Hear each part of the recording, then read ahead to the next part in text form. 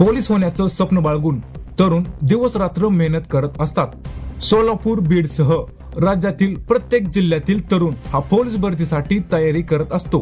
बीडमध्ये एसटीच्या अपघातात 3 तरुणांचा जागीच मृत्यू झाला आहे। या तरुणांना सकाळी पोलीस भरतीचा अभ्यास करत असताना एका भरधाव एसटीने मागून त्यांना चिरडलं। पोलीस भरतीचा सराव करत असताना 5 तरुणांना एसटी बसने चिरडले। या अपघातात 3 तरुणांचा जागीच मृत्यू झाला असून 2 तरुण गंभीर जखमी आहेत। जखमींना जवळच्या रुग्णालयात दाखल करण्यात आलं आहे। बीडच्या घोडका राजोरी फाट्याजवळ सकाळी 6:30च्या दरम्यान हा अपघात झाला आहे। या अपघातामुळे होडगाव व राजुरी या गावात शोककळा पसरली आहे।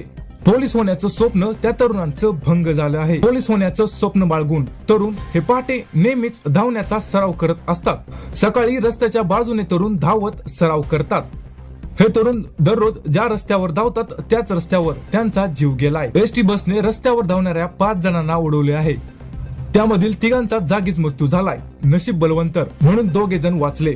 बीडच्या घोडका राजुरी फाट्यावर 5 जणांना चिरडल्याची बातमी ऐकताच तेथे लोकांनी गर्दी केली।